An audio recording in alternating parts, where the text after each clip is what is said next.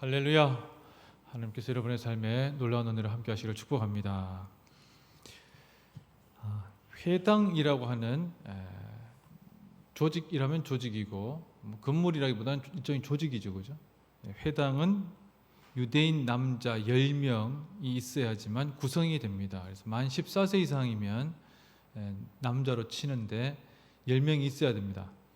바벨론 포로 때에 성전이 무너지고 말씀 교육을 하고 구심점 역할을 했던 것이 바로 회당이었습니다. 그래서 이 바벨론에서 페르시아로 제국이 이제 변동되었지만 페르시아 전역이라면 120개가 넘는 군현이 있었고 군현 하나마다 우리나라 치면 거의 우리나라만한 도죠, 그죠? 큰 도가 있었는데 그 도마다 다 도에 한 개씩 정도가 아니고 10명이면 하나씩 다 있었으니까 엄청나게 많은 회당이 있었을 겁니다. 그 회당들이 있게 되었는데 이 회당들이 결국에 예수 그리스도께서 말씀을 전하시고 그 복음을 계속 이방인들에게 전하게 만드는 통로가 됩니다. 오늘 본문은 바로 그런 통로가 되는 것이 어떤 역할을 했는지를 잘 보여주고 있습니다. 지금 사도 바울은 이 고린도에 오기 전에 아테네에서 복음을 전했는데 아테네에 있는 사람들이 실제로는 철학적인 것을 되게 좋아하는 사람들이어서 사도 바울이 쫙 보니까 이 신들을 다 섬기는 것 같은데 그 중에 자기들이 다 섬기지 못한다기보다는 섬기는데 좀 이름을 붙이지 못한 무명의 신을 또 섬기는, 참 별난 거죠, 그죠? 그런 사람들이 있어서 당신들이 모르는 무명의 신을 내가 가르쳐 주겠다고 하고 사도 바울이 그리스 철학의 단어와 논법을 가지고 소위 말해서 복음을 전하게 됩니다. 그런데 학자들마다 차이가 있습니다만은 어떤 학자들은 그래도 변정적인 것으로 잘했다 이게 보는 학자가 있고, 다른 학자들은 사도 바울은 아테네에서 철저하게 실패했다. 왜 그런가 하면 사도 바울이 가지고 있는 가장 철학적인 것, 가장 수사학적인 것, 그리고 자기가 가지고 있는 가장 최고의 지식만 쫙 뽑아내가지고 가장 탁월한 자들에게 계속 최고의 지식인들에게 논변을 한 거거든요. 그런데 의외로 회심한 사람들이 거의 없었어요. 손가락으로 셀 정도밖에 없었습니다. 그리고 난 뒤에 사도 바울이 이제 고린도로 오게 된 겁니다. 오고 난 뒤에 사도 바울의 마음이 어땠을지 우리는 잘 모를 수 있지만 환상 중에 주님께서 나타나서 하시는 말씀이 있어요. 9절에 보시면 이렇게 말씀하십니다. 밤에 주께서 환상 가운데 바울에게 말씀하시되 두려워하지 말며 침묵하지 말고 말하라, 이렇게 말씀을 합니다. 그런데 고린도 전서나 고린도 후서 통틀어서 보시면 사도 바울이 고린도에서 결심한 게 있어요. 뭘 결심했는가 하면 아테네에서 그토록 화려하게 복음을 전했건만, 수사학적으로 아주 첨예하게 해서 탁 전했건만 회심이 없었다. 그래서 나는 이제부터는 그런 철학적인 논변에 바탕을 둔 복음을 전하지 아니하고 십자가에 달리신 예수 그리스도를 전할 것이다, 이렇게 다짐을 하게 됩니다. 자, 그런데 여러분들은 아시다시피 십자가에 달리신 예수 그리스도는 신명기에 보면 저주받은 자라고 되어 있어요. 즉 나무에 매달린 자, 매달려서 죽은 자는 저주받은 자다. 유대인들이 보기에는 아니 어떻게 나무에 매달려 죽을 수 있느냐, 그건 도대체 믿기가 힘들다라고 늘 얘기했었고, 또 이 아테네를 비롯한 그리스 로마 지역에 있는 사람들은 그리스 로마에 있는 신화의 영웅들은 안 죽잖아요. 그렇게 죽을 리도 없고, 그렇기 때문에 영웅이 죽을 수 있다라고 하는 것, 그런데 그 죽는 것이 새로운 힘이 된다고 하는 거 못 받아들이는 겁니다.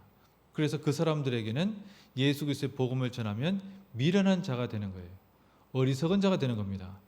자, 한쪽에는 복음을 전하려고 하니 유대인들은 야, 나무에 매달린 사람은 저주받은 사람인데 어떻게 메시아가 저주받은 자라고 볼 수가 있겠느냐? 난 못 믿겠다.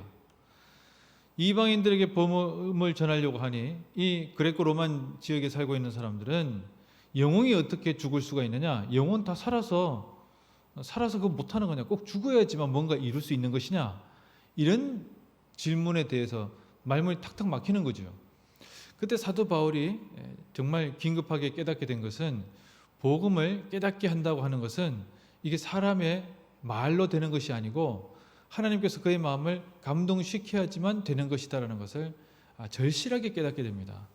그래서 오늘 본문에 사도 바울이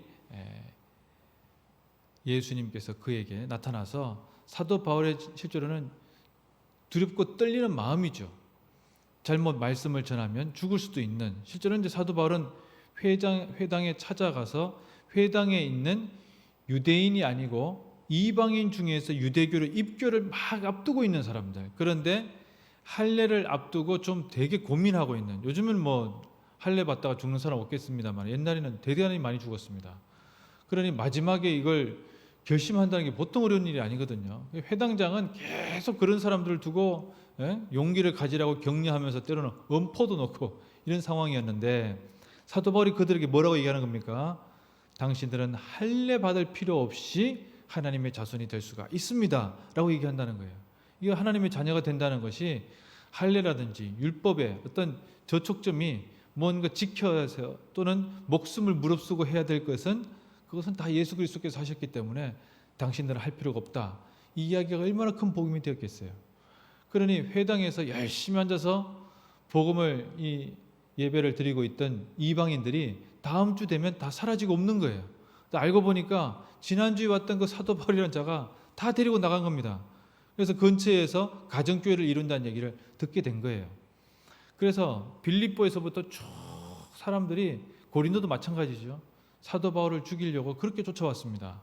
실제로는 이 암살을 전문으로 하는 암살 조직을 고용해서 이 사도 바울을 죽이려고 할 정도로, 그래서 사도 바울은 해상으로 다니지를 못했어요. 배를 못 타고 다니고 다시 육로로만 다녔습니다. 그래야지 피해 다닐 수 있잖아요. 그만큼 험난하고 위험한 길이었음에도 불구하고 사도 바울은 복음을 전하는 일에 최선을 다했습니다. 오늘 본문을 보다 보면 하나님께서 정말 오랜 시간 동안 준비하고 예비해 두신 일들을 보게 됩니다. 그것은 차근차근 진행되는 겁니다. 사람들의 눈에 보기에는 회당이 왜 생겼을까 싶은데, 알고 보니까 예수 그리스도의 복음이 이방 지역에 전하게 되는 전초기지로서 아주 중요한 역할을 하는 거예요. 예수님께서 사도 바울에게 고린도에는 복음을 받아들일 사람이 네 눈에 보기에는 없는 것 같지만 대단히 많이 있다. 내가 그 사람들을 예비해 두었다. 사도 바울은 이 말씀에 힘을 얻어서 여기서 1년 6개월을 전도를 하게 됩니다. 그래서 예루살렘 교회, 안디옥 교회, 그래서 고린도 교회, 다음에는 에베소 교회로 갑니다만은 이렇게 네 곳이 선교를 하는데 아주 중요한 전초기지의 역할을 하게 되었다는 겁니다. 우리가 주님의 일을 감당할 때 늘 생각을 하죠. 우리가 늘 승승장구하면 좋겠는데 어떨 때는 정말 말도 안 되게 실패할 경우가 있습니다. 처참하게 실패할 경우가 있죠. 여러분, 때로는 그것이 내가 가지고 있는 가장 잘하는 것으로 승부했을 때입니다. 벳사공이었던 예수님의 제자들이 풍랑을 만났을 때 가장 자신 있었죠. 예수님은 어부가 아니잖아요. 그런데 예수님은 바닷물길을 잠잠케 하실 수 있었지만 제자들은 그렇게 하지 못했습니다. 우리가 늘 겸손해야 되는 것은 내가 제일 자신 있는 데서 어려움을 겪는 겁니다. 내가 못하는 거 있잖아요. 그건 어쩔 수 없어요. 지금 축구 한참 하지만 이 클래스가 좀 다르잖아요. 좀 보다가 마음이 힘들어지잖아요. 너무 잘하니까 어쩔 수 없는 거예요. 그런데 내가 제일 잘하고 충분히 할 수 있다고 생각하는 영역에서 내가 무너지기 시작할 때 감당하기 힘듭니다. 이런 멘탈 관리는 다른 것이 아니고 예수 그리스도의 복음 가운데에서 예수님에게서 새 힘을 얻은 자들이 힘과 능력으로 감당할 수가 있습니다. 여러분, 우리가 늘 기억하기는 주여 내 부족함을 들어쓰시고 내 연약함을 들어써 주시고 내 육체의 가장 안타까운 데에서 가장 골이 깊은 곳에서 가장 큰 은혜가 넘치게 해주십시오. 이런 기도 속에서 살아갔으면 좋겠습니다. 사도 바울은 오늘 우리에게 그 귀한 복음을 증거하고 있습니다. 기도하겠습니다.